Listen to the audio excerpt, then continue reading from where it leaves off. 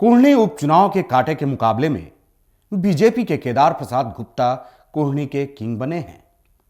केदार प्रसाद गुप्ता ने जेडीयू उम्मीदवार मनोज कुशवाहा को 3632 वोटों से हराकर चुनाव जीत लिया है।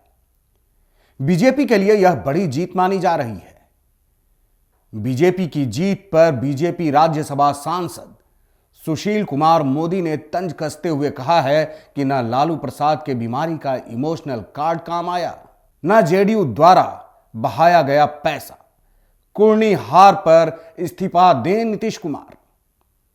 नमस्कार, आदाब, सत श्री अकाल। मैं हूं कौशिक और आप देख रहे हैं देशवा न्यूज। कुढ़नी उपचुनाव का रिजल्ट आ गया है। बीजेपी नेता शाहनवाज हुसैन ने हाल में दावा किया था कि मोकामा उपचुनाव छोटे सरकार अनंत सिंह का चुनाव था। गोपालगंज में पार्टियां चुनाव लड़ रही थी, वहीं बीजेपी ने जीत दर्ज की। महागठबंधन की सरकार बनने के बाद कुढ़नी में पार्टियों की फाइट है। यहां भी बीजेपी जीतेगी। अब चूंकि बीजेपी जीत गई है, एक बार फिर से बहस शुरू हो गई है कि महागठबंधन की हार का कारण कौन रहा। आपको बता दें कि कांटे की टक्कर में कुढ़नी में बीजेपी जीत ही गई है। जीत का अंतर 3645 वोट से रहा। बीजेपी प्रत्याशी को 76,653 वोट मिले, वहीं जदयू प्रत्याशी को 73,008 वोट ही मिल सके।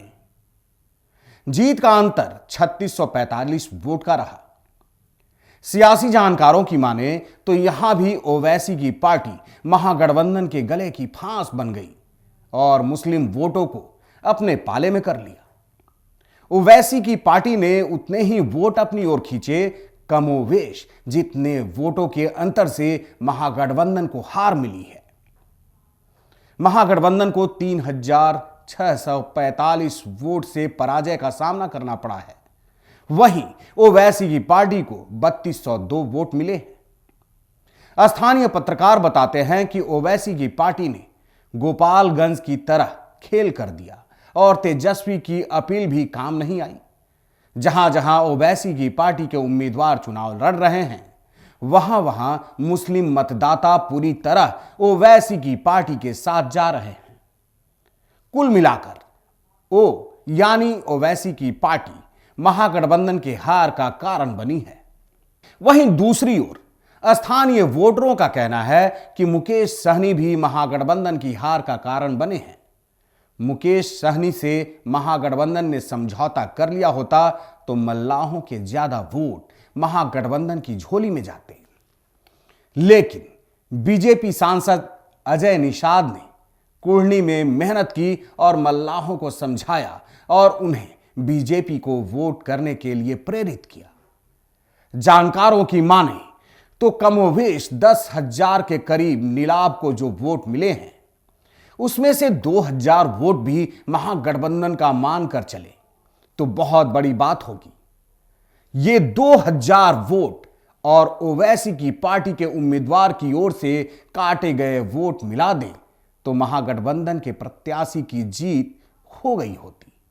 सियासी जानकारों ने बताया कि इस उपचुनाव में महागठबंधन की हार का मुख्य कारण मुकेश सहनी और ओवैसी रहे, यानी एमओ दोनों ने मिलकर महागठबंधन की खटिया खड़ी कर दी।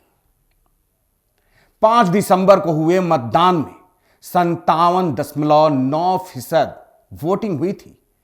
उसके बाद महागठबंधन और बीजेपी में कांटे की टक्कर की बात सामने आ रही थी। जब आरडीएस कॉलेज के 19 टेबल पर 23 राउंड की गिनती सुबह में शुरू हुई, तब बीजेपी शुरू से आगे चलने लगी। लेकिन उसके कुछ राउंड के बाद मनोज कुशवाहा आगे चलने लगी। राजद नेता श्याम रजक का बयान आ गया कि हम लोग तेजस्वी और नीतीश कुमार के नेतृत्व में चुनाव जीत रहे हैं। लेकिन आखिरकार जेडीयू को उस वक्त बड़ा झटका लगा जब बीजेपी के प्रत्याशी केदार गुप्ता अचानक आगे चलने लगे।